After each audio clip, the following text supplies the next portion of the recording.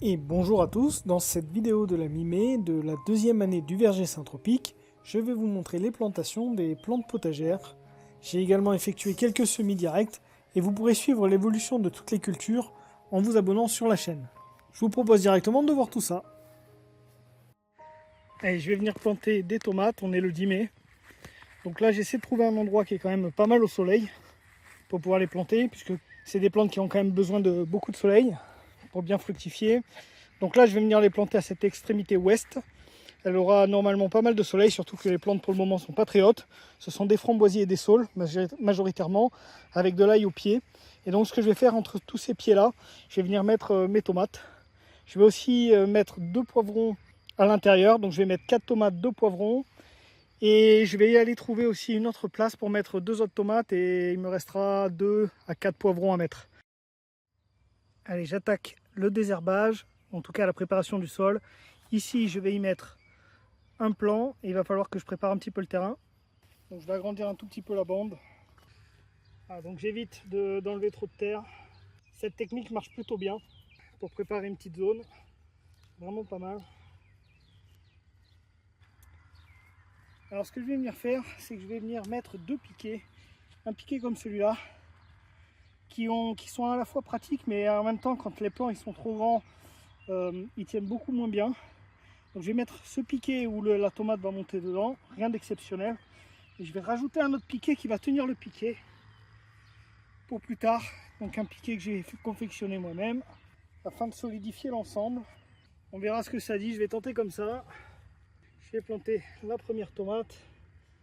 Bon, c'est des tomates là que j'ai achetées en jardinerie. J'en ai pas fait suffisamment pour en avoir à la fois au verger et également dans mon potager. J'aurais dû en prévoir plus, mais bon, c'est pas grave, j'en ai acheté quelques pieds. Je vais planter un poivron à cet emplacement-là. Voilà, il n'y a même pas à creuser. La terre est super meuble. J'espère que la sciure ne va pas poser problème, là que j'aurai pas de fin d'azote dessus. C'est un risque. Je vais aussi leur mettre un petit piquet, tant qu'à faire.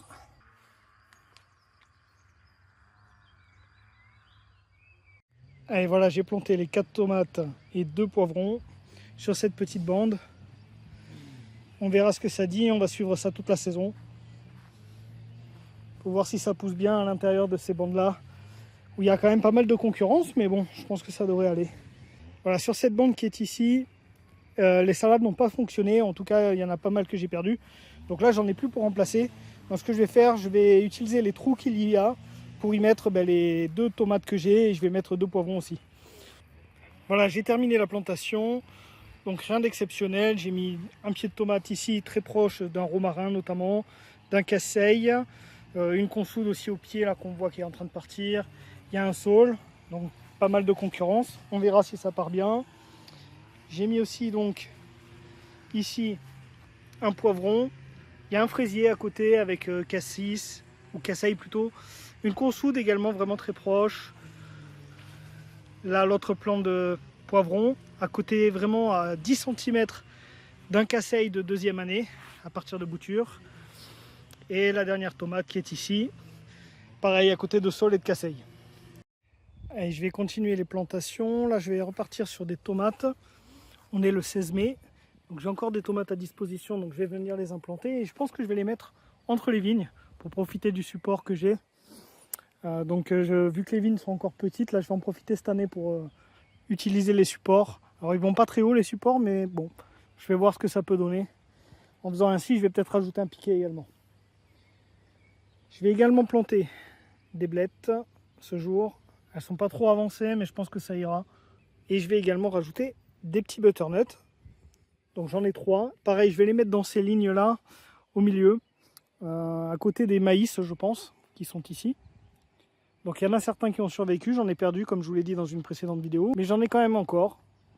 Donc là où il y a eu des trous, je vais rajouter ces butternuts. Et j'ai également une poire de terre. Alors j'en ai qu'une seule qui a survécu cette année puisque je les ai très mal gérées, des boutures que j'avais fait. Donc ça c'était une bouture toute simple que j'avais mis en terre. Donc un morceau à l'automne que j'avais coupé d'une tige que j'avais mis en terre. Comme vous voyez, la tige qui est ici, c'est le plant que j'avais mis en terre. Enfin le plant, la tige que j'avais mis en terre, et ça a fini par rebourgeonner et partir. Et donc là j'ai un plant maintenant de poire de terre. Donc il est temps que je le mette en terre. Comme on voit, ça déborde du pot. Donc je vais venir le planter. Après j'en ai encore beaucoup puisque tout est reparti quasiment de ce que j'avais laissé en terre de l'année dernière. Voilà, mais si jamais vous voulez multiplier vos poires de terre, moi à partir d'un seul plant que j'avais acheté au tout départ, ben maintenant j'en ai une quantité assez illimitée à partir du moment où on arrive à faire nos boutures. De mon côté, cet hiver, j'ai pas trop fait attention, j'avais d'autres choses à faire. Et du coup, ben, j'ai pas trop géré, je les ai laissés un petit peu n'importe où. Et il n'y en a qu'une qui a fini par survivre. Mais à l'automne prochain, je vais en refaire énormément et je pense que je vous montrerai ça. Je vais sûrement faire une vidéo dédiée sur les poires de terre. Allez, je pars sur la plantation. Je vais mettre une tomate. Et je vais en mettre, je pense, une seconde par ici. Comme on peut voir, il y a beaucoup de maïs. Il y a un figuier, il y a une consoude, il y a de la sauge. Et bien sûr, il y a mes plants de vigne qui sont juste à côté. Donc je vais faire cette petite plantation rapidement.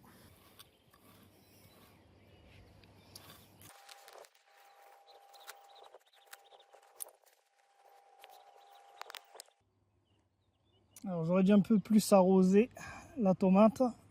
La motte elle tient pas beaucoup.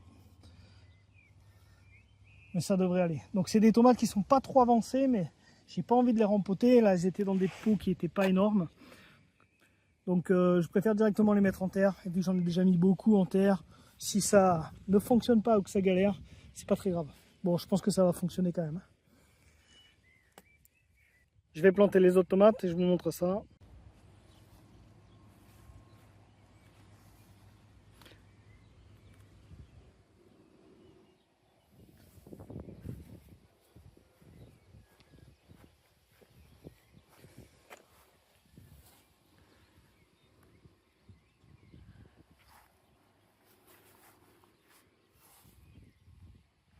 Alors sur cette ligne où j'avais mis les maïs, j'en ai perdu énormément. Et du coup, à la place, je vais venir y mettre des butternuts. Et l'idée, ça va être de venir couvrir le sol en attendant que les plantes pérennes, notamment ici, saule plus vigne, amélanchier, etc., ça puisse pousser. Là, il y a un autre saule. Et donc, au pied, afin d'éviter de mettre du paillage notamment, je vais essayer de faire partir 2 butternuts pour que ça recouvre bien la bande. On va voir ce que ça peut donner. Puis si ça peut produire un petit peu de légumes, pourquoi pas. Voilà, donc je vais planter ça maintenant. Derrière aussi, je vais en mettre un sur cette bande qui est beaucoup plus garnie, avec notamment des noisetiers et des maïs. Je vais en mettre un également et l'idée va être la même. On verra ce que ça peut dire. Allez, je passe à la plantation.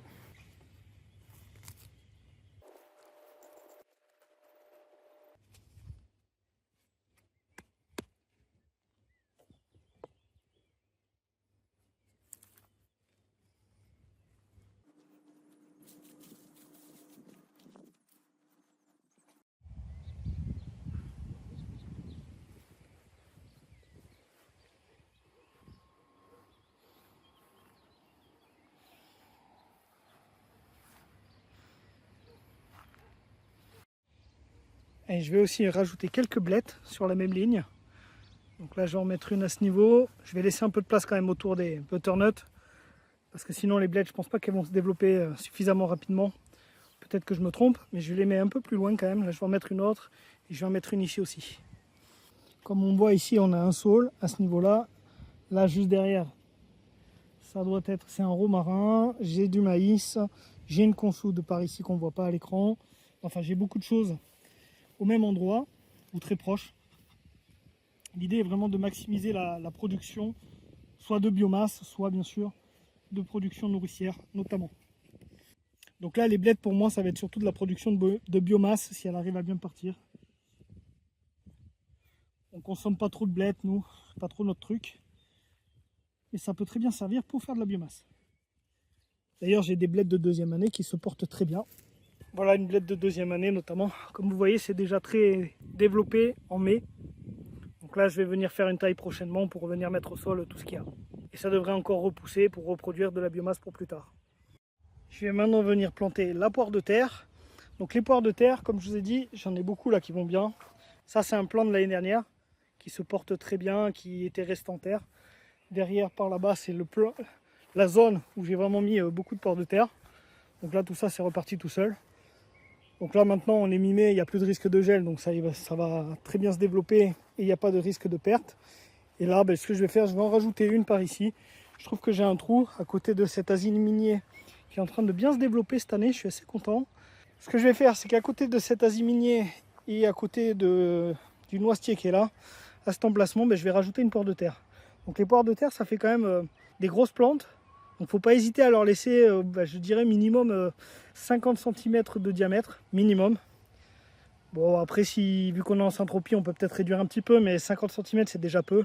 C'est des plants qui vont faire facilement 1,50 m à 2 m de haut et sur, on va dire, presque 1 mètre de large de diamètre. Donc faut pas hésiter à vraiment leur laisser de la place.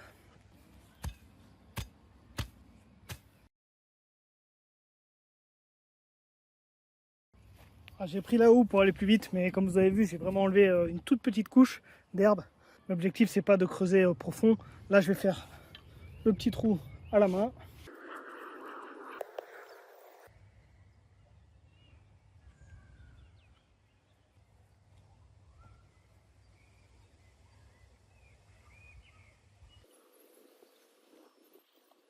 Je vais rajouter un petit peu de paille de chambre et un petit coup d'arrosage, bien sûr, et puis ce sera bon pour la plantation. Je vous remercie d'avoir suivi cette vidéo et je vous dis à la prochaine.